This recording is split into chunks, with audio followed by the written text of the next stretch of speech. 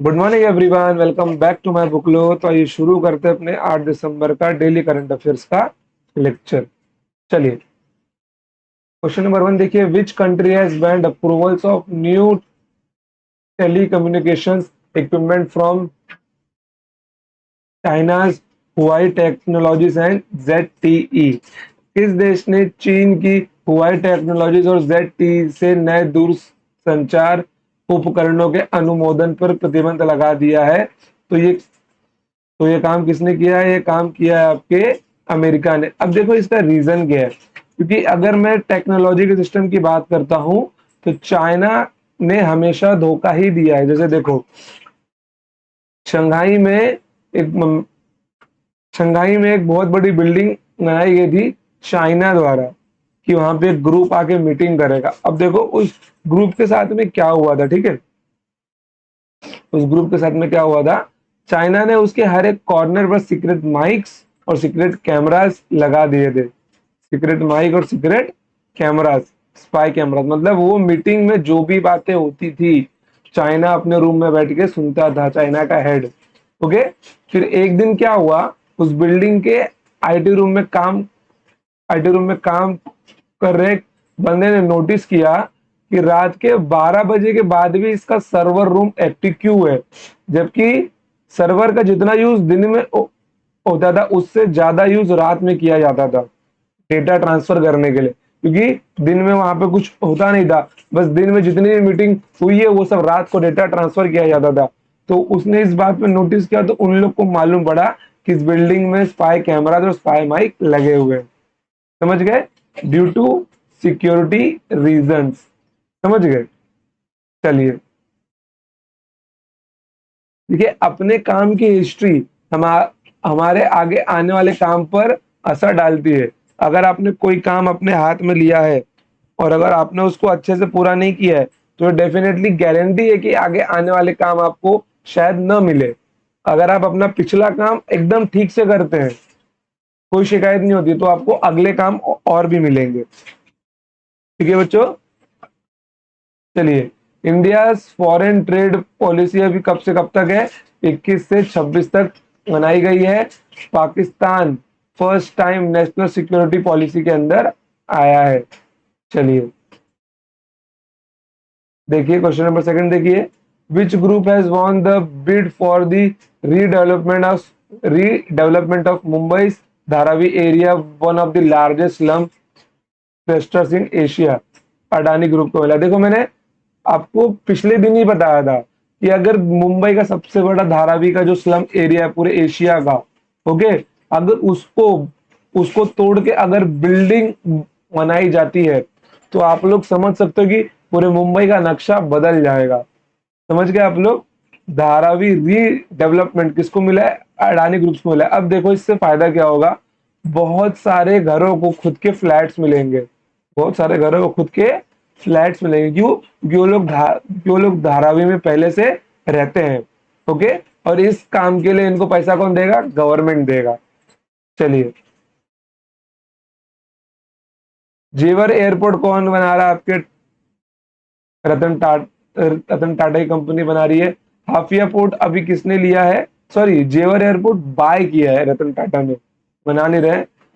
हाफिया port जो Israel का है, उसको भी अडानी ग्रुप ने लिया है। एयर इंडिया को भी टाटा ने बाय किया है। चलिए, सबसे मेन न्यूज तो यही है, जो धारावी में रहते हैं उनके लिए तो बहुत हैप्पी की बात है कि अब उनका झोपड़ी झुग्गी जो भी है उसको तोड़कर एक वहां पर बिल्डिंग बनाई जाएगी। चलिए, क्वेश्चन देखते हैं next. The 14th edition of Aero India will be held from February 13, 17, 2023 in which city? Arrow India का 14वां संस्करण 23 से 17 फरवरी 2023 तक किस शहर में आयोजित किया जाएगा? कहां पे किया जाएगा? बेंगलुरु में आयोजित किया जाएगा। अगर बेंगलुरु की बात करता हूं तो पूरे देश में यहाँ का एयर क्वालिटी इंडेक्स बहुत अच्छा होता है, जो 20 से 30 के बीच रहता है हमेशा।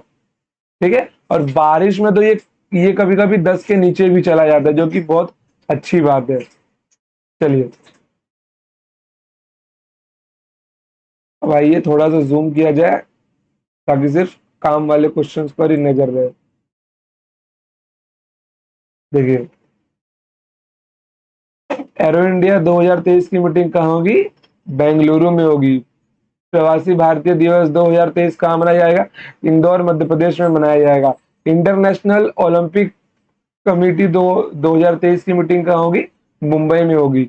शॉपिंग फेस्टिवल 2023 कहाँ होगा आपका? दिल्ली में होगा। चलिए, The, the country's first integrated rocket design, manufacturing and testing facility unit in which city by Skyroot Aerospace. Skyroot Aerospace द्वारा किस शहर में देश की पहली एकीकृत रॉकेट डिजाइन, निर्माण और परीक्षण सुविधा इकाई स्थापित की गई है? कहाँ पे की गई है? हैदराबाद में स्थापित की गई है। ये यूनिट ऐसा है जहां पे डिजाइन भी किया जाएगा, निर्माण भी किया जाएगा और उसका टेस्ट भी वहीं पे किया जाएगा। मतलब उसको कहीं और लेके जाना नहीं पड़ेगा। इस रूप में उसको बनाया गया है। चलिए, फर्स्ट प्राइवेट रॉकेट किसने बनाया था? विक्रम साराभाई ने बनाया था। स्काई रूट एरोस्पेस कहाँ बन रहा है आपका? हैदराबाद में बन रहा है। हिंदुस्तान एरोनॉटिक्स लिमिटेड का हेडक्वार्टर कहाँ है आपका? बेंगलुरु में। अग्नि कुल कॉस्मोस कहाँ है आपका? चेन्नई में। चलिए, what is the percentage of NPA under मुद्रा लोन इन 7 ईयर्स? 7 वर्षों में मुद्रा ऋण के तहत एनपीए का प्रतिशत कितना है? कितना है एनपीए का प्रतिशत? 3.3% है मुद्रा ऋण के तहत। एनपीए क्या होता है? एनपीए मतलब होता है non performing asset. Okay, bank द्वारा दिया गया ऋण जो वापस नहीं मिला। ओके, देखो मैं आपको बता रहा हूं क्या है।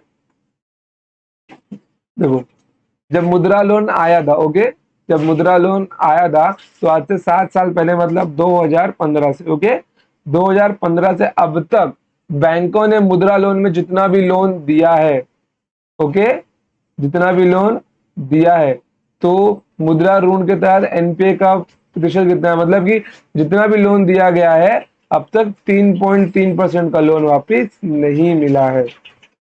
ओके, एनपीए को बैड लोन कहा जाता है। समझ गए? बैड लोन की वजह से तो मैं आपको बताता हूँ। सबसे बेसिक चीज मैं आपको दिखाता हूँ यहाँ पे, क्योंकि देखो अब जैसे जैसे लोगों का एक्शन रहता है उसके हिसाब से मुद्रा योजना के अंदर चेंज भी किए जाते हैं।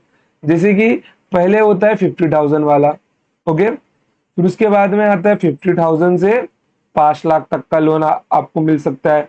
फिर आता है आपको 5 लाख से 10 लाख तक का लोन मिल सकता है। अब देखो यहाँ पर, जैसे कि सबसे पहली बात, 50,000 वाला लोन किसको मिलता है?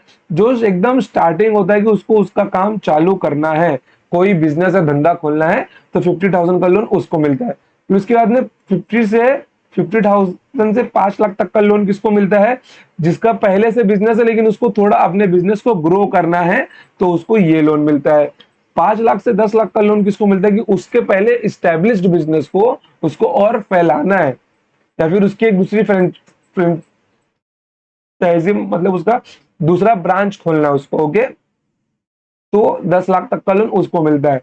अब इन तीनों में मान लो कि एक बंदे ने 50,000 का लोन लिया, उसने एक सैंडविच का ठेला डाला, ठीक है। अब क्या हुआ, उसका काम रन नहीं किया, तो उसको लोन चुकाने के लिए तो 3 से 5 साल का समय बैंक देती ही देती है, और उसके ऊपर रेट ऑफ इंटरेस्ट हर साल में 6,000 लगता रहता है। ओके, मतलब 5 साल बाद उसको टोटल कितना भरना पड़ेगा? 80,000 रुपए भरना पड़ेगा 50,000 का, ठीक है। अगर वो महीने के महीने अपना इंटरेस्ट नहीं दे रहा है तो वो क्या होगा? वो नॉन बैड लोन में चला जाएगा। ओके, फिर उसके बाद में 50,000 से 5 लाख तक का, ठीक है। हर केस में अगर बंदा अपना ईएमआई नहीं चुका रहा है तो बैंक को पैसा रिटर्न नहीं मिलेगा, तो सीधे सीधे क्या होगा? नॉन परफॉर्मिंग एसेट, बैंक द्वारा दिया गया ऋण जो वापस नहीं मिला। ओके, मुद्रा योजना भारत सरकार की योजना है जो 8 अप्रैल 2015 को शुरू हुई थी। देखो, छोटे व्यवसाय को लोन प्रदान करना है 50,000 से 10 लाख तक का लोन दिया जाता है। मुद्रा का फुल फॉर्म क्या है? Micro unit development and refinance agency. चलिए देखिए, मुद्रा लोन उसी को लेना चाहिए जिसको बिजनेस करना आता हो, समझ गए? जिसको धंधा करना नहीं आता, ऐसा नहीं कि लोन लेके सिर्फ काम चालू करो, बिल्कुल नहीं। अगर बिजनेस के बारे में नॉलेज है, एक्सपेंसेस, गुड्स, लायबिलिटीज, कितना खर्चा होगा, सामान कहाँ से आएंगे, रॉ मटेरियल कहाँ से मिलेगा, उसमें हमारा कितना खर्चा है, हम अपना शॉप या जो भी छोटा सा दुकान है उसको कहाँ पे खोलेगी, पब्लिक वहां पे कि हमको वहां पे पब्लिक मिले, समझ गए? इन सारे इन सारे की पॉइंट्स पर ध्यान रखने के बाद में ही हमको कोई बिजनेस करना चाहिए। ऐसा नहीं कि पैसे मिलते सीधा धंधा धंधा खोल दो, नहीं। जगह कौन सी है, कितना सामान लगने वाला है, सामान बनने का उसको बेचूंगा कितना, मेरा मेरा प्रॉफिट मार्जिन कितना होगा, समझ गए? सब देखना चाहिए। चलिए, विच country has won first Davis cup title after defeating Australia? किस देश ने ऑस्ट्रेलिया को हराकर पहला डेविस कप जीता है? किसने जीता है? कनाडा ने जीता है। ओके, मैं मैं ना यहाँ की आपको एक बात बताता हूँ। ओके, कनाडा में कोई तो शॉप है, मेरे को शॉप का नाम याद नहीं आ रहा है, वहां पे आप कोई भी चीज लो सबका प्राइस सेम होता है, चाहे वो चीज कितनी भी महंगी क्यों ना हो। वहां पे हर एक चीज का मतलब एक छोटी सी पिन से लेके बड़े से हेडफोन तक का प्राइस सेम होगा, समझ गए? चलिए, डेविस कप 2022 किसने जीता है? कनाडा ने जीता है। उबर कप 2022 साउथ कोरिया ने जीता है। थॉमस कप इंडिया ने जीता है। India T20 world cup 2022 England ने जीता है। एशिया कप 2022 श्रीलंका ने जीता है। Under 17 FIFA world cup 2022 Spain ने जीता है। Hockey world cup women 2022 Netherlands ने जीता है। आईपीएल 2022 गुजरात टाइटंस ने जीता है। रणजी ट्रॉफी 2022 मध्य प्रदेश ने जीता है। चलिए बताइए, रणजी कौन सा खेल है? रणजी कौन सा खेल है? मेरे को देखना है कि आपका स्पोर्ट्स का नॉलेज कितना है। विजय हजारे ट्रॉफी 2021 हिमाचल प्रदेश ने जीता है। मुश्ताक अली ट्रॉफी 2022 मुंबई ने जीता है। चलिए, अगला क्वेश्चन देखिए। Recently who has been appointed as a UPSC member? हाल ही में किसको यूपीएससी का मेंबर नियुक्त किया गया है? प्रीति सुदन को यूपीएससी का मेंबर नियुक्त किया गया है। देखो, जो भी बच्चा यूपीएससी का तैयारी कर रहा है, वो यूपीएससी के मेंबर्स और उसके चीफ के वीडियोस अगर रिसेंटली सोशल मीडिया साइट्स पर आ रही है तो उनको फॉलो करो। उससे आपको जो आपको इंटरव्यू में बोलना है उसमें बहुत मदद मिलती है कि यूपीएससी की डिमांड क्या है। यूपीएससी की जो डिमांड है आज के टाइम पे, इंटरलिंकिंग आना चाहिए सब्जेक्ट्स को लेकर। ओके, तो इंटरलिंकिंग जिसको भी आता है यूपीएससी वैसे बच्चों का डिमांड करती है। इंटरलिंकिंग मतलब क्या होता है? देखो, हिस्ट्री को ज्योग्राफी से जोड़ना, ज्योग्राफी को पॉलिटी और इकोनॉमिक्स से जोड़ना, समझ गए? फिर इकोनॉमिक्स को हिस्ट्री से जोड़ना या फिर हिस्ट्री को इकोनॉमिक्स से जोड़ना, समझ गए? ये सब इंटरलिंकिंग होता है कि आप लोग सब्जेक्ट के बीच में कितना बैठा पा रहे हो। क्योंकि देखो, मैं आपको एक छोटा सा ओवरव्यू देता हूँ कि इंटरलिंकिंग क्या होता है। जैसे मान लो, अगर आप सबको पता है कि अपने देश में नक्शा तो शायद बनेगा नहीं, रुको ट्राई करता हूं मैं।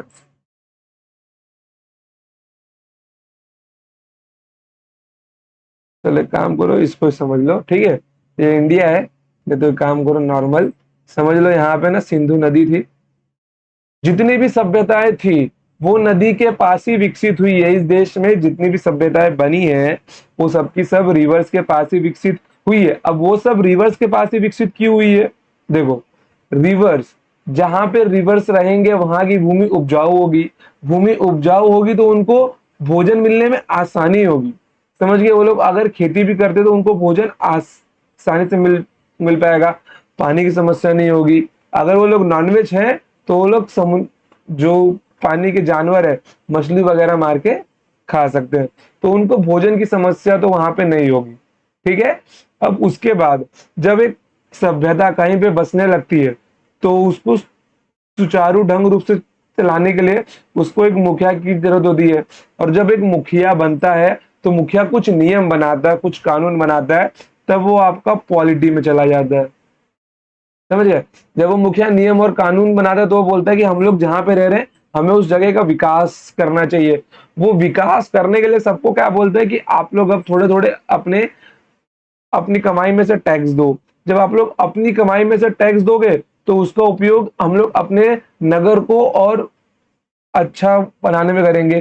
तो वो चीज आपका पहुंच जाता है इकोनॉमिक्स में। समझ गए?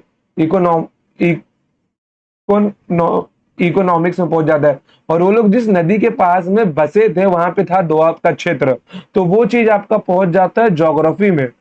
ठीक है, ज्योग्राफी में। और वो लोग ये सब जो कुछ काम कर रहे हैं ये सब आपका पहुंच जाएगा हिस्ट्री में। समझ गए? इसको बोलते हैं इंटरलिंकिंग। अगर ये इंटरलिंकिंग किसी ने बनाना सीख लिया, जो कि एनसीईआरटी से ही आपको बनाना चाहिए, बिना एनसीईआरटी पढ़े इंटरलिंकिंग बनाना इम्पॉसिबल है किसी भी सब्जेक्ट्स में।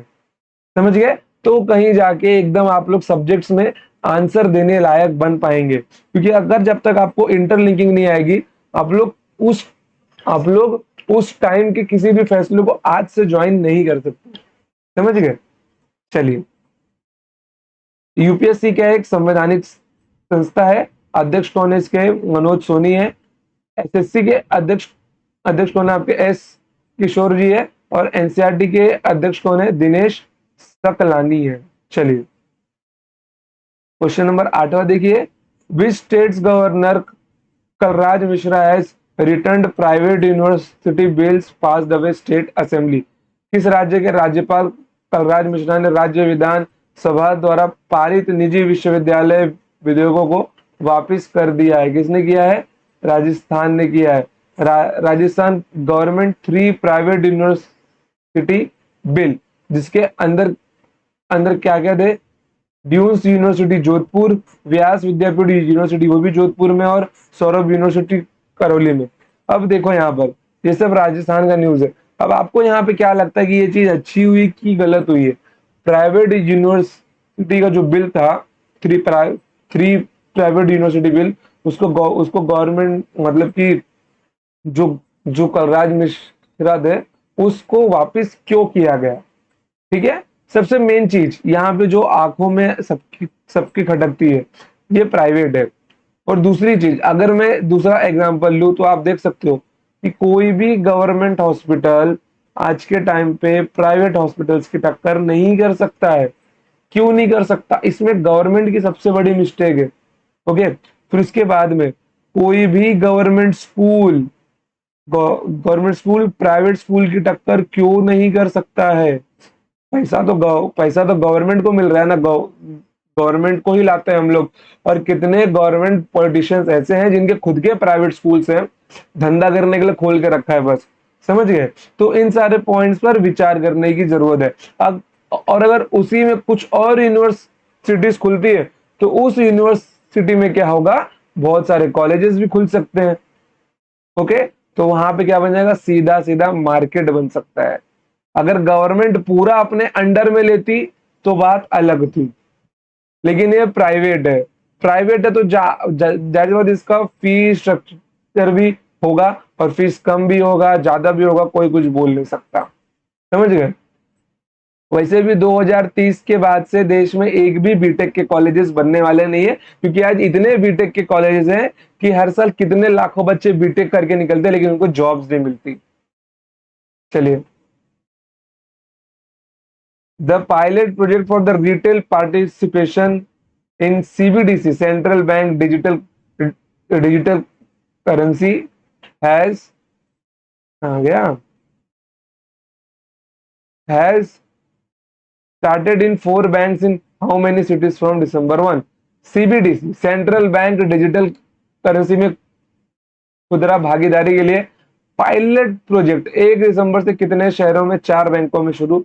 और कितने शहरों में? 4 शहरों में। ओके, सीबीडीसी होलसेल में 9 बैंकों द्वारा दिए 9 बैंक्स को दिया गया, और रिटेल में 4 बैंक्स को दिया गया।